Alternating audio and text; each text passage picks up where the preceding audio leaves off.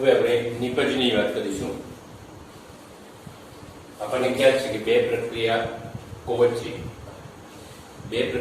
વચ્ચે પ્રક્રિયા થાય છે અને અંતે નિપજ મળે છે. તો નિપજ કેવી રીતે આપણને મળે છે? તો અહીંયા બે પ્રક્રિયકો હોય, દાખલા તરીકે A અને B, બે પ્રક્રિયકો હોય, એ બંને પ્રક્રિયકો વચ્ચે અથવા તો એ પ્રક્રિયકોમાં રહેલા બંધ તૂટે અથવા તો બંધનું નિર્માણ થાય તો જ નિપજ આપણને મળે છે. તો એ રાસાયણિક પ્રક્રિયા દરમિયાન પ્રક્રિયકોમાં રહેલા પરમાણુઓ વચ્ચેના બંધ તૂટે છે અને જુદા જુદા પરમાણુ વચ્ચે નવા બંધ બને છે, પરિણામે નિપજનું નિર્માણ થાય. એટલે પ્રક્રિયકોના બંધ તૂટે અથવા તો પ્રક્રિયકોના નવા બંધનું નિર્માણ થાય તો જ આપણને અહીંયા નિપજ મળે છે. હવે જો અહીંયા રાસાયણિક પ્રક્રિયાઓના કેટલાક પ્રકાર છે, તો નવો મુદ્દો છે રાસાયણિક પ્રક્રિયાઓના પ્રકાર. એમાં પ્રથમ રાસાયણિક પ્રક્રિયા છે સંયોગીકરણની પ્રક્રિયા. સંયોગીકરણ એટલે ભેગા થવું. બે કે બેથી વધારે પ્રક્રિયકો ભેગા થઈ અને એક સંયોજન બનાવે છે. તો એ પ્રકારની જે પ્રક્રિયા છે એને સંયોગીકરણ પ્રક્રિયા કહે છે. આપણે ધોરણ 9 માં થોડો અભ્યાસ કરેલો છે. તો સંયોગીકરણની પ્રક્રિયાનો અભ્યાસ કરવા માટે આપણે એક પ્રયોગ કરીએ છીએ. જે હેતુ છે કેલ્શિયમ ઓક્સાઇડ અને પાણી વચ્ચે થતી પ્રક્રિયા સમજવી. જે લોકો ગામડામાં રહેતા હોય અને એ લોકોના ઘરમાં જ્યારે ચૂનાનું ભરવાનું કામ થતું હોય તો એ લોકોએ આ પ્રયોગ જોયેલો હશે. કેલ્શિયમ ઓક્સાઇડ અને પાણી વચ્ચે થતી પ્રક્રિયા સમજવી. તો એના માટે આપણે સાધનો શું જોઈશે? અહીંયા આપણે પ્રયોગ કરવો છે. બીકર લઈશું, કેલ્શિયમ ઓક્સાઇડ લઈશું અને પાણી લઈશું. એક બીકરમાં સૌપ્રથમ આપણે શું કરીશું? ચૂનાનો પાવડર આપણે નાખી દઈશું. પછી ધીમે ધીમે આપણે ડોલ, બોટલ અથવા તો નળી વાટી આની અંદર એટલે કે બીકરની અંદર આપણે ધીમે ધીમે પાણી આપણે રેડીશું. તમારે જોવાનું છે શું પ્રક્રિયા થાય છે. હવે આ પ્રયોગમાં આ બીકરને જો પ્લાસ્ટિકની ડોલમાં મૂકવામાં આવે, અહીં આપણે કોઈ પ્લાસ્ટિકની ડોલ લઈશું, પ્લાસ્ટિકની ડોલની અંદર બીકર આપણે મૂકીશું અને આ પ્રયોગ કરીશું. પ્રયોગ પૂર્ણ થયા બાદ બીકર બહાર કાઢી લેતો આ પ્લાસ્ટિકની ડોલ અંદરથી બળેલી હોય એવું દેખાય છે. અથવા તો જ્યારે પણ આપણે પ્રયોગ કરીએ છીએ તો અહીં બીકરને આપણે અડીશું ચૂનાની અંદર. આ જે છે એ કેલ્શિયમ ઓક્સાઇડ જે છે એ કેલ્શિયમ ઓક્સાઇડની અંદર પાણી રેડતો બંને વચ્ચે પ્રક્રિયા થતો અહીંયા બીકર ગરમ થાય છે. તો એ અહેસાસ કરવા માટે અહીંયા આપણે પ્રયોગમાં એક ડોલ લીધેલી છે અને ડોલમાં બીકર મૂકેલું છે, જેથી કરીને તમને ખ્યાલ આવે કે એ ડોલની અંદર શું થઈ જાય છે? ગરમ થઈને થોડા થોડા ક્રેક થાય છે. એ ખ્યાલ આવે માટે આપણે પ્રયોગ, તો આપણે એ પ્રયોગ નિહાળવાનો છે. હવે જો આની અંદર શું થશે? કેલ્શિયમ ઓક્સાઇડ અને પાણી વચ્ચેની પ્રક્રિયા થશે અને શું બનશે? કેલ્શિયમ હાઇડ્રોક્સાઇડ CaOH કહે. જો એ કેલ્શિયમનો એક છે, અહીંયા એક છે, હાઇડ્રોજનના બે, ઓક્સિજનના બે, તો અહીંયા પણ ઓક્સિજનના બે છે. રાસાયણિક સમીકરણ સંતુલિત છે. તો CaOH ટ્વાઇસ આને કહેવાય છે, જેને કેલ્શિયમ હાઇડ્રોક્સાઇડ કહે છે. આ જે છે કેલ્શિયમ ઓક્સાઇડની પાણી સાથેની પ્રક્રિયાથી આપણને શું મળે છે? Calcium hydroxide. એને બીજું સાદું નામ છે ને ફોડેલો ચૂનો પણ કહેવામાં આવે છે. એટલે અહીંયા આપણે ફોડેલો ચૂનો એનું રાસાયણિક સમીકરણ અથવા તો કેલ્શિયમ હાઇડ્રોક્સાઇડનું રાસાયણિક સમીકરણ CaOH કહે છે. તો હવે આપણે પ્રયોગ કરીએ છીએ.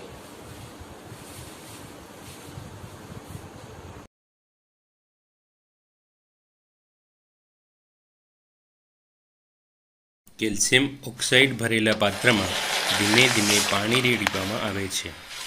કેલ્શિયમ ઓક્સાઇડમાં પાણી રેડતા કેલ્શિયમ હાઇડ્રોક્સાઇડ CaOH ટ્વાઇસ બને છે.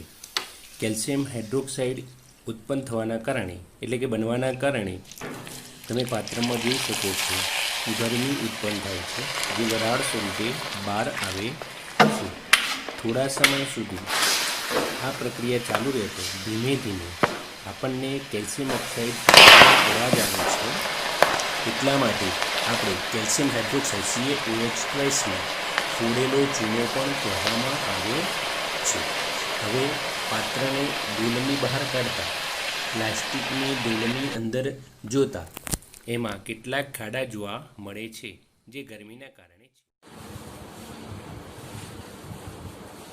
પ્રયોગ નિહાળવા કેટલાક પ્રશ્નોની આપણે ચર્ચા કરીએ. કડી ચૂનો એટલે કેલ્શિયમ ઓક્સાઇડ.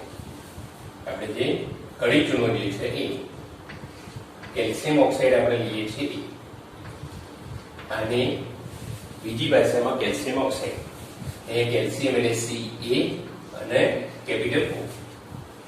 કડી ચૂનો કેલ્શિયમ ઓક્સાઇડ કહેવાય છે. તો કડી ચૂનો અને પાણી દ્વારા શું બને છે? આપણને ખ્યાલ છે કડી ચૂનો અને પાણી દ્વારા શું બનેલું? કેલ્શિયમ હાઇડ્રોક્સાઇડ બને છે, CaOH2. તો અહીંયા આપણે જવાબ લખી શકાય કે કડી ચૂનો અને પાણી દ્વારા કેલ્શિયમ હાઇડ્રોક્સાઇડ અથવા તો ફોડેલો ચૂનો પણ કહે છે. તો કેલ્શિયમ હાઇડ્રોક્સાઇડ CaOH2 બને છે. હવે એની પ્રક્રિયા આપણે લખી CaO H2O CaOH2. કડી ચૂનાની પાણી સાથેની પ્રક્રિયાને શું કહે છે? તો કડી ચૂનાની પાણી સાથેની જે પ્રક્રિયા છે એને આપણે ચૂનાનું ફૂટવું. આપણે પ્રયોગમાં જોયું છે. ચૂના ઉપર આપણે ધીમે ધીમે પાણી રેડીએ છીએ એટલે ચૂનો ફૂટે છે. તો કડી ચૂનાની પાણી સાથેની પ્રક્રિયાને ચૂનાનું ફૂટવું કહે છે. હવે જો અહીંયા આપણે બીકરને બહારથી સ્પર્શ કરતા શું અનુભવો છો? તો આપણને બીકર ગરમ લાગે છે, કારણ કે આ પ્રક્રિયા દરમિયાન ઉષ્મા મુક્ત થાય છે. હવે જે પ્રક્રિયામાં ઉષ્મા મુક્ત થાય એવી પ્રક્રિયાને ઉષ્માક્ષેપક. યાદ રાખજો. હવે પછી એક વ્યાખ્યા આવશે, ઉષ્માક્ષેપક પ્રક્રિયા કોને કહેવાય? તો આ પ્રક્રિયાની અંદર ઉષ્મા મુક્ત થાય છે એટલે આ જે પ્રક્રિયા છે ઉષ્માક્ષેપક પ્રક્રિયા છે. છેલ્લે ફોડેલો ચૂનો. ફોડેલો ચૂનો આપણને ખ્યાલ છે, આપણે ફોડેલો ચૂનો કહીએ છીએ. તો એનું રાસાયણિક સૂત્ર થાય CaOH અને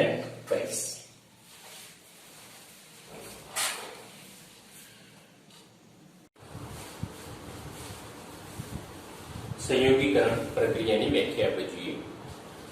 જે રાસાયણિક પ્રક્રિયા બે કે બેથી વધારે પ્રક્રિયકો ભેગા થઈ અને એક જ નિપજ બનાવે તો એ પ્રક્રિયાને સંયોગીકરણ પ્રક્રિયા કહે છે. પ્રયોગમાં આપણે ઉદાહરણ એક જોઈ લીધું છે, કેલ્શિયમ ઓક્સાઇડ, જેનું બીજું નામ છે કડી ચૂનો અથવા તો ક્વિક લાઇમ પણ કહેવાય છે, CaO કડી ચૂનો અથવા ક્વિક લાઇમ. પાણી સાથે પ્રક્રિયા કરવાથી કેલ્શિયમ હાઇડ્રોક્સાઇડ CaOH2 નું જલીય દ્રાવણ છે એટલે અહીંયા એક Q લખ્યું છે. કેલ્શિયમ ઓક્સાઇડ S એટલે ઘન, પાણી એ લિક્વિડ માં આવે છે અને CaOH2 એ પાણીમાં દ્રાવણ છે એટલે અહીંયા એક Q. તો આ કેલ્શિયમ હાઇડ્રોક્સાઇડ, એનું બીજું નામ છે ફોડેલો ચૂનો અથવા તો ચૂનાનું નીચું પાણી પણ કહે છે અથવા તો લાઇમ વોટર પણ એનું નામ આપવામાં આવે છે. આ પ્રથમ ઉદાહરણ. એ જ પ્રમાણે જુઓ, બે કે બેથી વધારે પ્રક્રિયકો ભેગા થઈ એક નિપજ બની. કોલસાનું આપણે હવામાં દહન કરીએ છીએ, કાર્બન ડાયોક્સાઇડ વાયુ બને છે. આ પણ એક કઈ પ્રક્રિયા છે? સંયોગીકરણ પ્રક્રિયા છે. એ જ પ્રમાણે પાણીનું નિર્માણ થાય છે. હાઇડ્રોજન વાયુ અને ઓક્સિજન વાયુ બંને ભેગા થઈ અને પાણીના અણુ બને છે. તો આ જે છે સંયોગીકરણની પ્રક્રિયા છે. હવે દિવાલ તોડવા માટે આપણે આ ચૂનાનો ઉપયોગ કરીએ છીએ. તો જ્યારે પણ ગામડામાં દિવાલ તોડવાનો હોય ત્યારે આ જે કડી ચૂનો છે, કેલ્શિયમ ઓક્સાઇડ જેને આપણે કહીએ છીએ કડી ચૂનો, એ કડી ચૂનાનું પાણીમાં દ્રાવણ બનાવવામાં આવે છે અને એ દ્રાવણ બને છે કેલ્શિયમ હાઇડ્રોક્સાઇડ.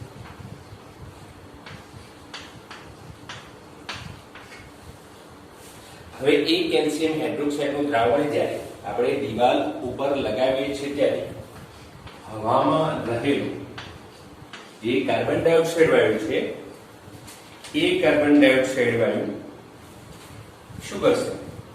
અહીંયા કેલ્શિયમ કાર્બોનેટનું દિવાલ પર પડ બનાવશે અને સાથે પાણી મુક્ત થાય છે. યાદ રાખજો. અહીં આપણે પ્રશ્ન છે કે ઘરની દિવાલ ધોળવા માટે શું વપરાય છે? તો ઘરની દિવાલ વપરાય છે એટલે ચૂનાનું નીતર્યું પાણી, જે આપણે કહીએ છીએ ચૂનાનું નીતર્યું પાણી વપરાય છે.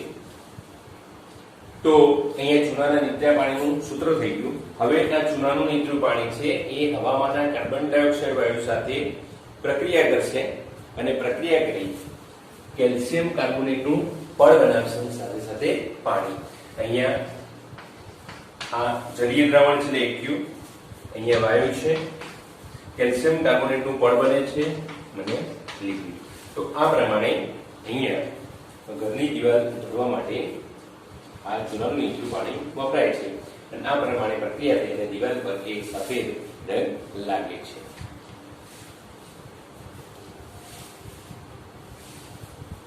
હવે આપણે વાત કરી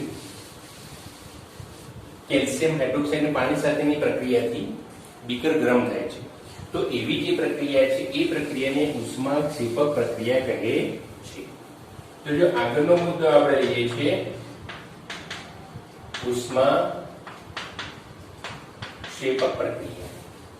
તો ઉષ્માક્ષેપક પ્રક્રિયા એટલે યાદ રાખજો, જે રાસાયણિક પ્રક્રિયામાં નિપજની નિર્માણની સાથે અહીંયા જો CaO+H2 નિપજની નિર્માણ એટલે CaOH આ નિપજના નિર્માણ સાથે આપણને ઉષ્મા મળે છે.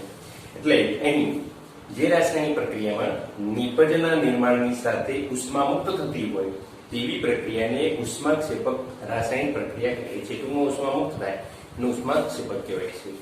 આ સિવાય જો બીજા આપણે ઉદાહરણ જોઈએ, આ સિવાયનું બીજા ઉદાહરણ જોઈએ તો અહીંયા આપણે મિથેન વાયુ છે. મિથેન વાયુનું આપણે દહન કરીએ છીએ, ઓક્સિજનના 2 અણુ સાથે દહન કરીશું તો અહીં આપણને કાર્બન ડાયોક્સાઇડ વાયુ મળશે, પાણી મળશે, બાષ્પ સ્વરૂપે એટલે ગેસ સ્વરૂપે પાણી મળશે અને અહીંયા આપણને ઉષ્મા મુક્ત થાય છે. એ જ પ્રમાણે તમે વિચારો, કોલસાને આપણે ગરમ કરીએ છીએ તો પણ આપણને ઉષ્મા મળે છે, એ પણ એક ઉષ્માક્ષેપક પ્રક્રિયા છે. તો અહીંયા કોલસાનું દહન C+O2 આપણને CO2 વાયુ મળે છે. તો આ ઉષ્માક્ષેપક પ્રક્રિયા કહેવાય છે.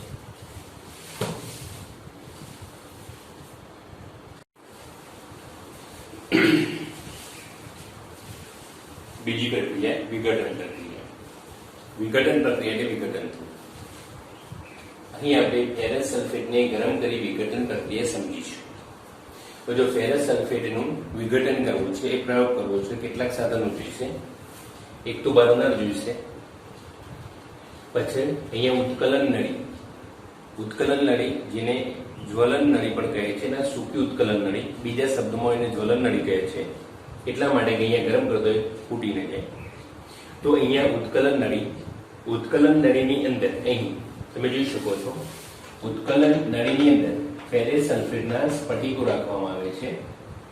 એ નળીને અહીંથી આપણે એને ચીપિયા વડે પકડવાની છે. અહીંથી આપણે એને ચીપિયા વડે પકડી અને અહીંયા આ બર્નર ઉપર ગરમ કરવાની છે. તો અહીંયા ફેરસ સલ્ફેટ ને બર્નર ઉપર ગરમ કરતો ધ્યાન એ ખાસ રાખવાનું છે કે આ નળીનું મુખ તમારી નાક તરફ હોવું જોઈએ નહીં, અથવા તો તમે જ્યારે પ્રયોગ કરતા હોય ત્યારે એ નળી છે એનું જે મોં છે એ તમારા નાક તરફ અથવા તો પાડોશી કોઈ પણ તમારા મિત્રની સામે હોવું જોઈએ નહીં. પ્રયોગ પૂર્ણ આપણે જ્યારે કરીશું એ વખતે થોડું એ જે વાયુ બહાર નીકળશે, એ વાયુ જ્યારે બહાર નીકળે છે ત્યારે તમારે થોડી હવા આપીને વાયુને તમારા નાક તરફ થોડો લાવવાનો અને સૂંઘવાનો પ્રયત્ન કરવાનો. તો એ વાયુ કેવો વાસ ધરાવે છે એ આપણે જોવાનું છે. તો આ જે પ્રયોગ છે ફેરસ સલ્ફેટનું વિઘટન, તો એ પ્રયોગમાં કયા સાધન જોઈશે? બર્નર જોઈશે, ઉત્કલન નળી જોઈશે, ફેરસ સલ્ફેટના સ્ફટિકો જોઈશે. એટલે આપણે સાધનોમાં ફેરસ સલ્ફેટ, પછી લખીએ છીએ ઉત્કલન નળી, બર્નર અને ચીપી. હવે જ્યારે પણ ફેરસ સલ્ફેટને આપણે ગરમ કરશું ત્યારે ફેરસ સલ્ફેટનું વિઘટન જુદું પડશે. એક ફેરસ સલ્ફેટમાંથી એક સંયોજન છે FeSO4 એ ફેરસ સલ્ફેટ છે. એ ફેરસ સલ્ફેટના સંયોજનમાંથી ફેરિક ઓક્સાઇડ, સલ્ફર ડાયોક્સાઇડ અને સલ્ફર ટ્રાયોક્સાઇડ આ 3 પ્રકારના ઘટકો આની અંદર છૂટા પડે છે. એટલે આ પ્રક્રિયાને વિઘટન પ્રક્રિયા કહેવામાં આવે છે. એટલે જે રાસાયણિક પ્રક્રિયાની અંદર આપણે કોઈ પણ પદાર્થ અથવા તો સંયોજનને ગરમ કરી એક કરતા વધારે ઘટકો મળે છે એ પ્રક્રિયાને વિઘટન પ્રક્રિયા કહે છે.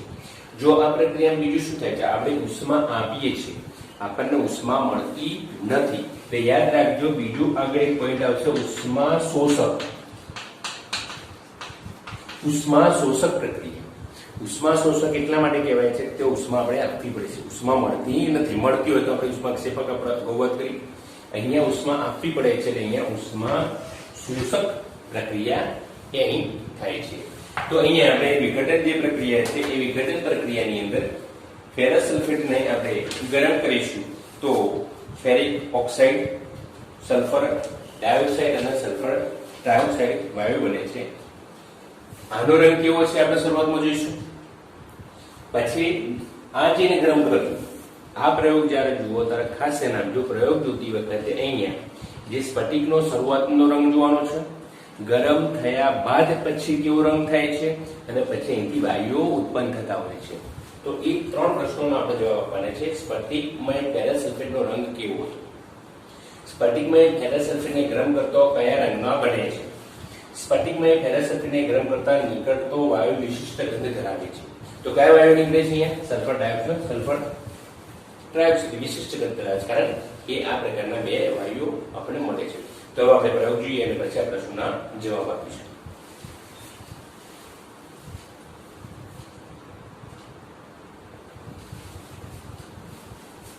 પ્રયોગ બાદ આપણે અહીંયા કેટલાક પ્રશ્નો. સ્ફટિકમય ફેરસ સલ્ફેટનો રંગ આપણે જોયો છે, કેવો હતો? લીલાશ પડતો અથવા તો આછો લીલો હતો. હવે એને ગરમ કર્યા બાદ કેવો થઈ જાય છે? લીલાશ પડતા રંગમાંથી કેવો બની જાય છે? લાલાશ પડતો કથ્થાઈ. જો સ્ફટિકમય ફેરસ સલ્ફેટને ગરમ કરતો લીલાશ પડતા રંગમાંથી લાલાશ પડતો કથ્થાઈ રંગ બને છે. જો સ્ફટિકમય ફેરસ સલ્ફેટને ગરમ કરતો નીકળતો વાયુ વિશિષ્ટ ગંધ ધરાવે છે, કારણ કે એમાંથી નીકળતા, જ્યારે પણ સ્ફટિકમય ફેરસ સલ્ફેટને ગરમ કરીએ છીએ ત્યારે નીકળતા વાયુઓ SO2 અને SO3 એ તીવ્ર વાસ ધરાવે છે અને એટલા જ માટે અહીંયા નીકળતો વાયુ વિશિષ્ટ ગંધ ધરાવે છે.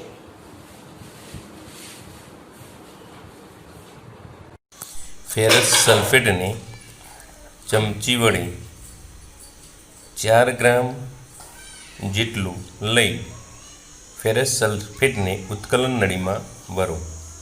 ઉત્કલન નળીને ધીમે ધીમે બર્નર પર ગરમ કરતા ફેરસ સલ્ફેટનું ફેરિક ઓક્સાઇડમાં વિઘટન શરૂ થાય છે.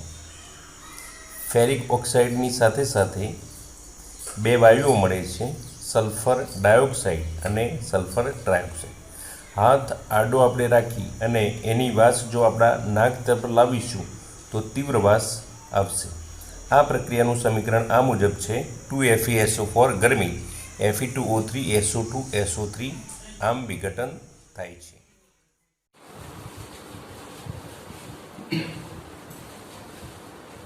હવે વિઘટન પ્રક્રિયાની વાત કરીએ તો જે રાસાયણિક પ્રક્રિયામાં એક જ પ્રકારના પ્રક્રિયકને ગરમ કરતા વધુ નિપજો બનતી હોય તેવી પ્રક્રિયાને વિઘટન પ્રક્રિયા કહે છે. આ ચોક છે એને તોડી દો, અલગ અલગ બની જાય તો એ વિઘટન પ્રક્રિયા. એના ઉદાહરણો calcium carbonate, CaCO3 calcium carbonate ને આપણે ગરમ કરીએ છીએ તો એના 2 ભાગ બને છે, તો કેલ્શિયમ ઓક્સાઇડ અને કાર્બન ડાયોક્સાઇડ વાયુ. આમાં ઉષ્મા આપી છે તો યાદ રાખજો, વિઘટન પ્રક્રિયામાં જે વિઘટન પ્રક્રિયામાં આપણે ઉષ્મા આપીએ છીએ એટલે ટૂંકમાં ઉષ્માની મદદથી વિઘટન પ્રક્રિયા થાય છે એવી વિઘટન પ્રક્રિયાને ઉષ્મીય વિઘટન પ્રક્રિયા કહે છે. એ પણ યાદ રાખજો. ઉષ્મીય વિઘટન પ્રક્રિયા એટલે શું? વિઘટન પ્રક્રિયા તો ખરી પણ ઉષ્મીય એટલે જે વિઘટન પ્રક્રિયામાં આપણે ઉષ્મા આપીએ છીએ એ પ્રક્રિયાને ઉષ્મીય વિઘટન પ્રક્રિયા કહેવામાં આવે છે. જો બીજું અહીંયા આપણે પ્રયોગ કર્યો તો એ તમને ખ્યાલ છે. પછી લેડ નાઇટ્રેટ, હવે આના પછી આપણે આનો પ્રયોગ કરવાના છે. લેડ નાઇટ્રેટનું વિઘટન જ્યારે આપણે કરીશું ત્યારે લેડ ઓક્સાઇડ બનશે. પછી એની અંદર નાઇટ્રોજન વાયુ ઉત્પન્ન થશે. લેડ નાઇટ્રેટ પરથી લેડ ઓક્સાઇડ બનશે એટલે તમારે જોવાનું શું ફેરફાર થાય છે. નાઇટ્રોજન વાયુના કારણે શું ફેરફાર થાય છે તમે જોજો. અને ઓક્સિજન વાયુની હાજરી પણ બતાવશે. આ ત્રણે ત્રણ વિઘટન દ્વારા ઉત્પન્ન થાય છે એ તમને પ્રયોગમાં એની હાજરી પણ બતાવશે. તમને ખ્યાલ હશે કે આ ત્રણ પેદા થાય છે. હવે સિમેન્ટ બનાવવામાં કયો પદાર્થ વપરાય છે? આપણે જે ઘરે સિમેન્ટ લાવીએ છીએ એમાં કયો પદાર્થ વપરાય છે? તો કેલ્શિયમ ઓક્સાઇડ. કેવી રીતે બનાવવામાં આવે છે? તો કેલ્શિયમ કાર્બોનેટનું ઉષ્મીય વિઘટન કરીએ છીએ. કેલ્શિયમ ઓક્સાઇડ ને કાર્બન ડાયોક્સાઇડ બને છે અને એ રીતે આપણે કેલ્શિયમ ઓક્સાઇડ મેળવીને કેલ્શિયમ ઓક્સાઇડ મેળવીને સિમેન્ટ બનાવીએ છીએ. સિમેન્ટ બનાવવા માટે આપણે કેલ્શિયમ ઓક્સાઇડ વપરાય છે. હવે આપણે આ પ્રયોગની વાત કરીશું.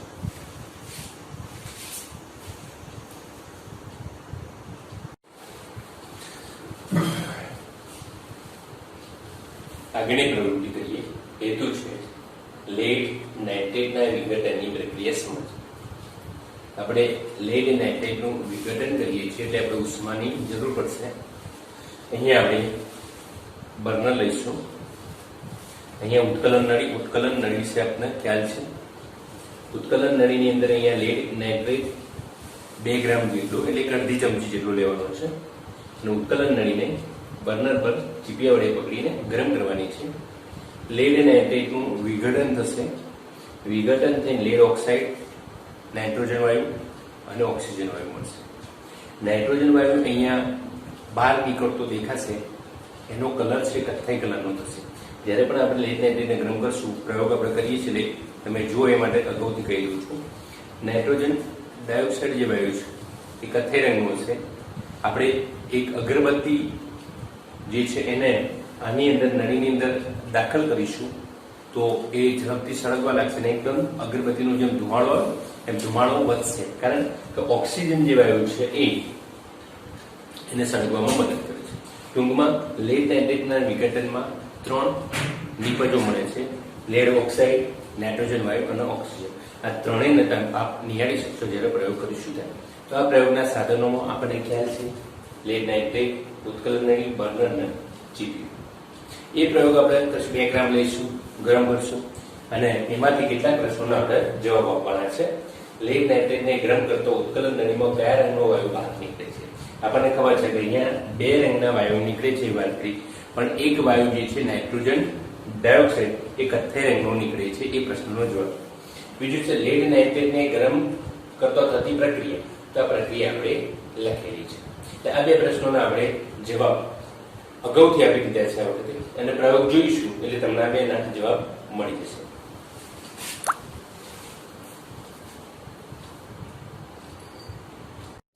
સૂકી ઉત્કલન નળીમાં સફેદ કલરનો લેડ નાઇટ્રેટ લઈ બર્નર પર ગરમ આપણે કરીએ છીએ તો લેડ નાઇટ્રેટનું હવે લેડ ઓક્સાઇડમાં વિઘટન શરૂ થાય છે. આપ જોઈ શકો છો.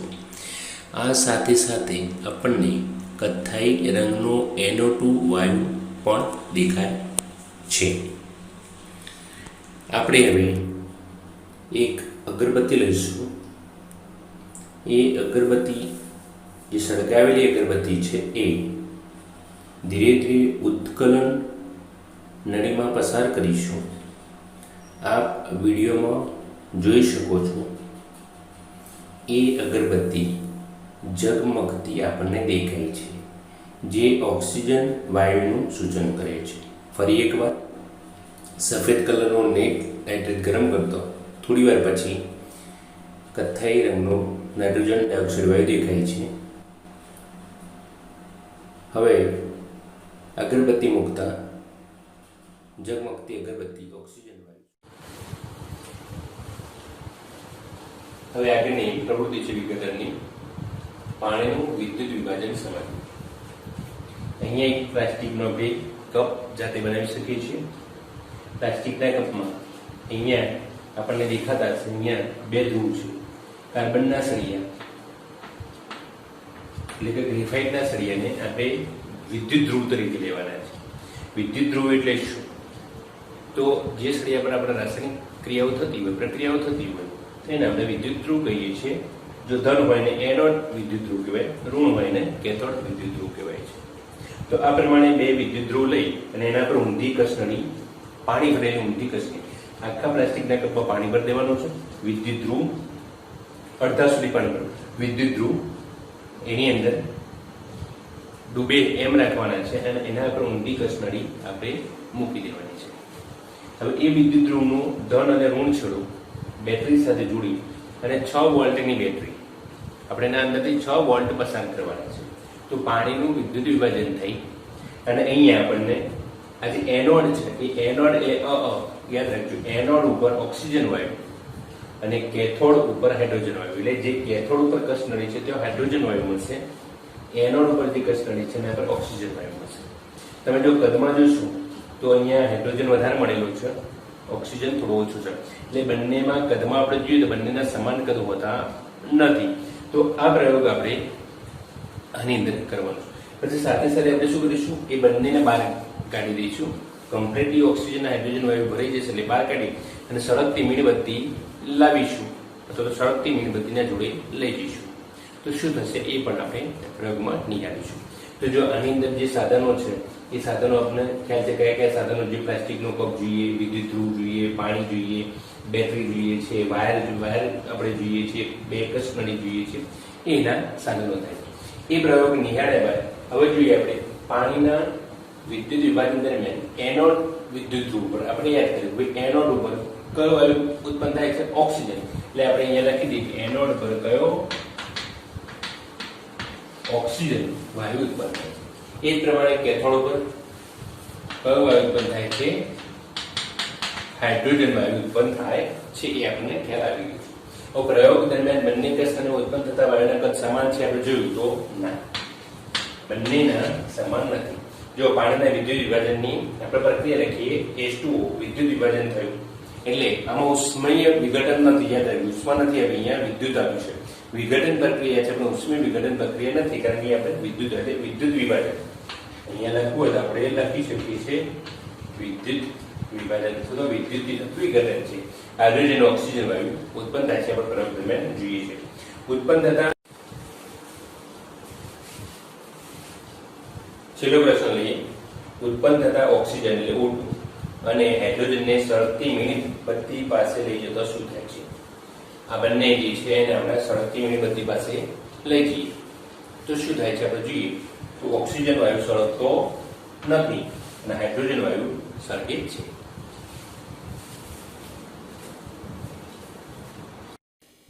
પાણી ભરેલા પાત્રમાં મન સલ્ફ્યુરિક એસિડ નાખેલ છે. અહીં બે વિદ્યુત ધ્રુવો છે, એનોડ અને કેથોડ. એ બંને કાર્બનના સળિયાના બનેલા છે. બે ટેસ્ટ ટ્યુબમાં પાણી ભરી અને આ વિદ્યુત ધ્રુવો પર ઊંધી રાખો અને હવે આ વિદ્યુત ધ્રુવોને વાયર મારફતે અહીં લાલ વાયર ઋણ ધ્રુવ તરીકે અને કાળો વાયર ધન ધ્રુવ તરીકે છે. બંને વાયરને 6 વોલ્ટની બેટરી સાથે જોડી અને વિદ્યુત ધ્રુવનું જોડાણ કરતો આપ જોઈ શકો છો પરપોટા ઉત્પન્ન થવાનું શરૂ થાય છે. અહીં આપણે ઝૂમ કરી વિડીયો જોઈએ છીએ તો આપણને પરપોટા દેખાય છે, જે અહીં સૂચવે છે કે પાણીના અધઃસ્થાનાંતરથી વાયુ ઉત્પન્ન થવાનું શરૂ થાય છે.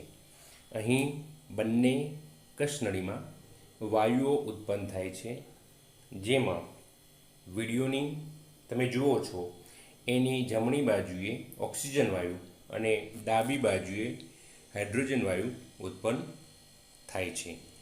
અહીં આપ જોઈ શકો છો, અહીં આપણને દર્શાવ્યું છે. જુઓ, અહીંયા આપણી ડાબી બાજુ હાઇડ્રોજન વાયુ છે અને જમણી બાજુ ઓક્સિજન વાયુ ઉત્પન્ન થાય છે.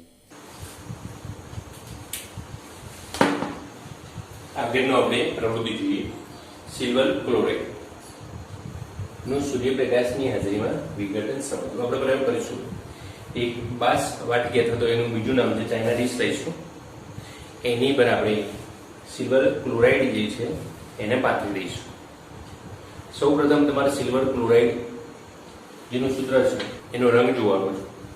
સૂર્યપ્રકાશની ડાયરેક્ટ ન લઈ જતો, આપણે કદાચ તમારા ઘરની અંદર સૂર્યપ્રકાશ આવતો હોય થોડો ઘણો પ્રકાશ તો ત્યાં મૂકી દો તો પણ ચાલે, તો અથવા તો જે પેલી તમારા ઘરની લાઇટ છે એ લાઇટની સામે મૂકો તો પણ ચાલે. તો અહીંયા સિલ્વર ક્લોરાઇડને આપણે સૂર્યપ્રકાશ સામે થોડું રાખીશું એટલે એનું વિઘટન થઈ જશે અને વિઘટન થઈ અને અહીંયા બે ભાગ પડી જશે, સિલ્વર અને ક્લોરીન. અને સિલ્વરના કારણે આનો રંગ બદલાઈ જશે. એ સૂર્યપ્રકાશમાં રાખીશું એટલે સિલ્વર ક્લોરાઇડનો રંગ તમારે ફેરફાર થતો જોવા મળશે. એ આપણે પ્રયોગ દરમિયાન જોઈએ અને થોડા પ્રશ્નોના જવાબ આપણે લખીશું. સફેદ કલરના સિલ્વર ક્લોરાઇડને સૂર્યપ્રકાશની સામે મૂકતો સિલ્વર ક્લોરાઇડનો રંગ ભૂખરો થાય છે. જો રિંગ મૂકેલી હતી એટલો ભાગ સફેદ રહે છે, બાકીનો રંગ ભૂખરો થઈ જાય છે. માટે સિલ્વર ક્લોરાઇડનું વિઘટન સિલ્વર અને ક્લોરાઇડમાં થાય છે.